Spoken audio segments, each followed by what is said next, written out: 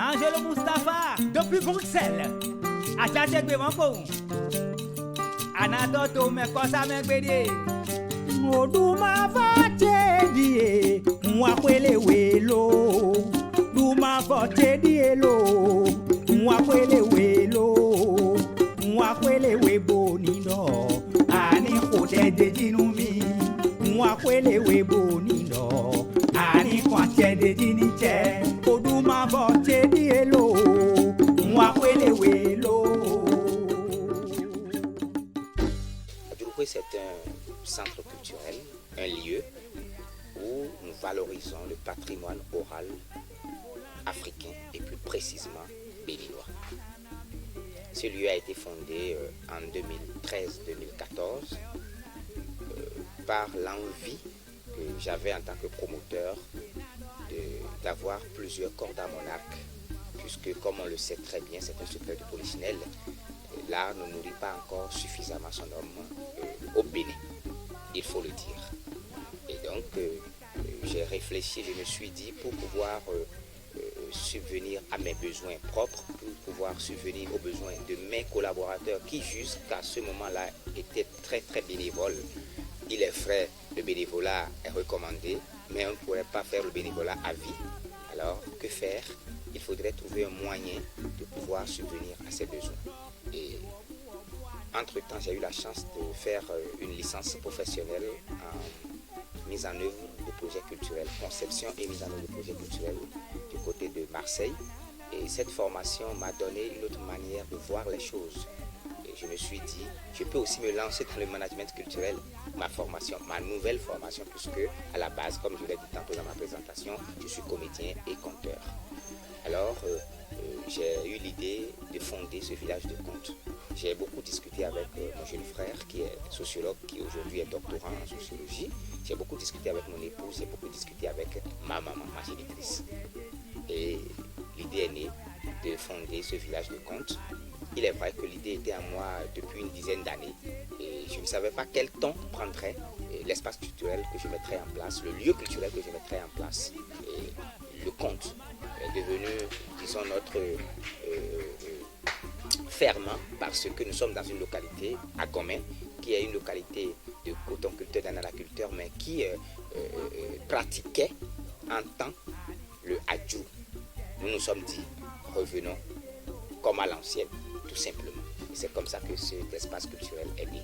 Nous avons commencé d'abord par faire du théâtre maison, tout court, après du théâtre d'improvisation, et puis les adjous ont pris corps et se sont très très vite développés parce que, eh bien, on dirait que c'est héréditaire dans la zone et aussi la zone est très cosmopolite et ce melting pot humain, eh bien, a facilité aussi la chose et tout de suite nous rencontrons des Maris, nous rencontrons des Aïzon, nous rencontrons des Sahouais, nous rencontrons des Fonds, des Goons, nous rencontrons des Dendi et c'est vite parti et nous n'avons pas lâché l'aspect langue nationale au niveau de ces contes-là. Donc les gens racontent simplement dans toutes les langues pour pouvoir maintenir et conserver ce patrimoine-là.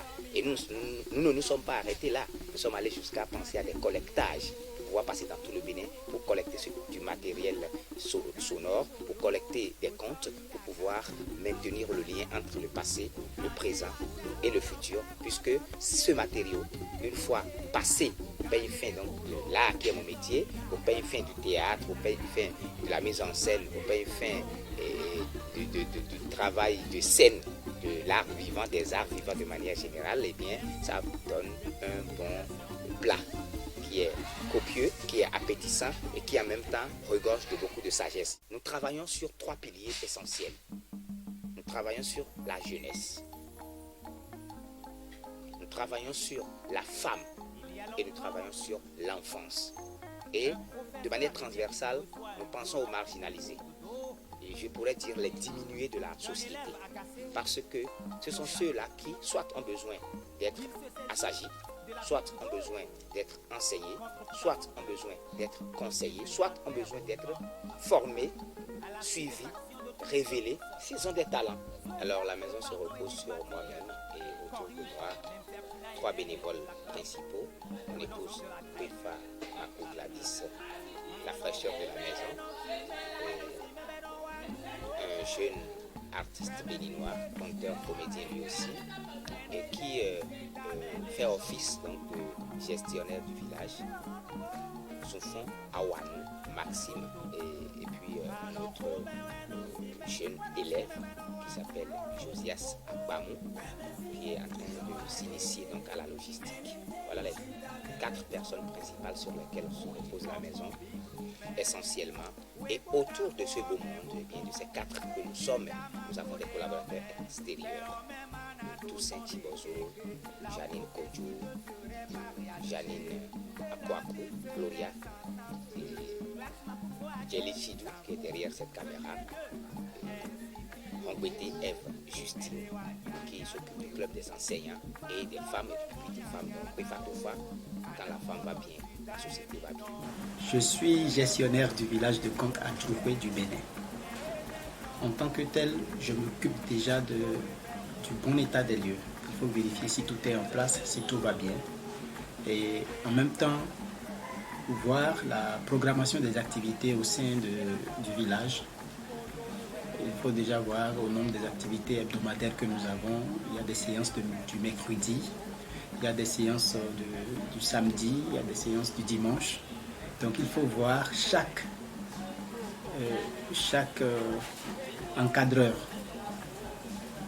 Quand je parle d'encadreur, pour la danse, nous avons des animatrices qui encadrent les enfants. Et pareil pour la percussion, pareil pour le théâtre et le conte, et pareil pour le grand groupe de musique, de danse et de percussion. Donc il faut déjà voir si tous ceux-là, tous ces responsables à divers niveaux sont à jour. Et s'ils ont vraiment besoin de quelque chose, ils viennent aussi s'adresser à moi pour que je puisse donner les consignes qu'il faut afin qu'ils soient satisfaits par rapport à tout ce dont ils ont besoin pour le bon fonctionnement du village de Conte à Djoukoué. Je suis la logisticienne de Adjokwe. Je m'occupe des matériels, du spectacle, la logistique, costumes, tam-tam et autres. L'équipe est devenue plus dynamique, l'équipe est devenue plus soudée, la dynamique de groupe s'est accentuée dans cette maison. Eh bien, hebdomadairement, nous bossons dur. Nous nous reposons point. Et nous avons un festival qui fonctionne. Nous avons un projet de soutien à la jeunesse et de révélation de talent qui s'appelle À l'ombre du Baobab.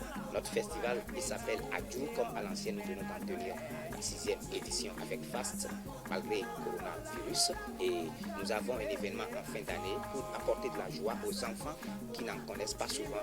Et la joie de Papa Noël à ses enfants qui s'appelle Sourire ensemble. Donc nous avons ces 3 événements par et hebdomadairement nous travaillons.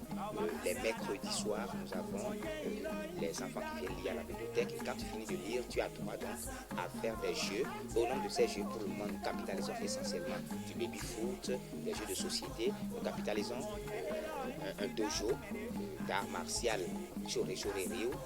Et nous capitalisons aussi une séance chorégraphique de danse traditionnelle, de danse moderne, et où les enfants vraiment apprennent à danser tant la danse traditionnelle que la danse moderne. Nous avons aussi introduit une initiation à la langue anglaise pour pouvoir faire le lien entre ce qu'ils font à l'école et la rue. Donc les 3 piliers sont nourris donc par ces cours d'anglais qui leur permettent vraiment de pouvoir faire face à la vie active. Nous avons mis en place un projet qui s'appelle L'Art à l'Art. Et on dirait que c'est ce projet qui a, disons, fait le bonheur de la maison parce que ce projet est très chanceux et a eu derrière lui des petits frères. C'est ainsi que octobre 2018 où nous avons eu le résultat donc à cet appel à projet à travers une commission mixte qui nous a sacré l'un des projets à soutenir pendant 5 années. C'est pas petit. Donc de 2018 jusqu'en 2023, on est suivi, on est financé, on est accompagné pour pouvoir mettre en place des choses. Eh bien, nous avons eu aussi la chance de postuler et de gagner avec d'autres associations, d'autres ONG de la place à un projet qui s'appelle Dedans Dehors, qui s'occupe de la réinsertion socio-professionnelle des détenus et ex-détenus de 3 prisons et maisons d'arrêt du Bénin, Abomey-Calavi, Ouidah et Cotonou. Et ce projet a été financé à hauteur de 60 millions quand même. Et ça nous a permis de travailler pendant 1 année. Et nous avons eu aussi la chance de gagner un autre projet, et toujours de l'Union européenne. Je ne l'avais pas dit, Dedans Dehors a été financé par l'Union européenne à travers le programme d'appui à la justice. Nous avons eu la chance de gagner aussi un second projet de mise en lien d'espaces culturels avec un ami, un alter ego à moi, donc il s'appelle Tony Nyambode et il a fondé un espace culturel, est né à mon espace culturel et qui s'appelle Mayton Promo. Et donc, nous sommes mis en lien, nous avons écrit le projet, nous avons postulé et à un appel à projet et nous avons gagné. Et donc, nous avons mené aussi ce projet-là. Donc, l'un des petits frères de l'art dans l'art, pendant une année. Et nous ne nous sommes pas arrêtés là. Nous avons décidé de postuler à d'autres appels à projets parce que les appels à projets pleuvent. Nous avons encore postulé à d'autres projets. Et nous avons notamment Mon compte pour les tours, qui est un projet que nous avons concocté et que nous avons introduit à l'OIF, l'Organisation internationale de la francophonie. Ça va passer pour que nous puissions pendant une année encore bénéficier de financement qui nous permettent de faire les choses comme nous souhaitons les faire. Nous avons écrit un autre projet qui s'appelle Boom Africa Culture, les bouts qui manquent à la culture africaine, qui nous permettraient donc de retravailler davantage le réseautage et les mises en lien et aussi travailler sur la formation, l'industrie culturelle, mettre en valeur beaucoup plus le numérique à travers les bienfaits des TIC, par exemple, pour pouvoir nous permettre de mieux être visibles de par le monde. Nous menons de nombreux projets et nous avons la chance d'accueillir dans notre belle maison à Adjoué un projet qui s'appelle Femmes en création, qui va permettre l'émergence de nouvelles femmes professionnelles dans les arts vivants, plus précisément dans le théâtre, avec tous ces compartiments, la scénographie, les costumes, le jeu scénique, et nous sommes en formation création pendant 15 bons jours. Et ça, c'est heureux. Et de tels projets, il y en a beaucoup et il y en aura encore beaucoup dans la maison. Nous travaillons aussi et surtout sur la formation des jeunes à travers le conte. Je ne l'avais pas dit tantôt, les samedis après-midi, nous travaillons ici sur le conte, le mixage entre le conte et la musique, le conte et la chanson, etc. La percussion avec les adjouvis d'Afrique, qui sont donc les produits, donc les lauréats du festival Adjou et d'autres qui veulent s'initier au conte. Et nous avons un aîné à nous qui veut aussi commencer par faire des cours de musique à ses enfants pendant leur séance de samedi après-midi.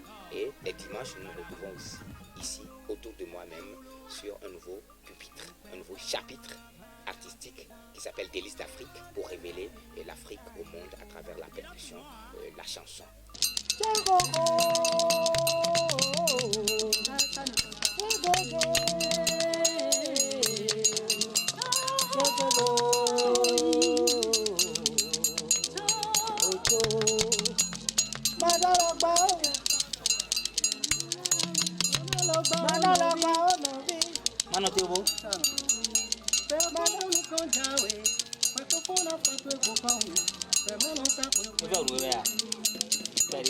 C'est un mixage aussi avec la musique moderne.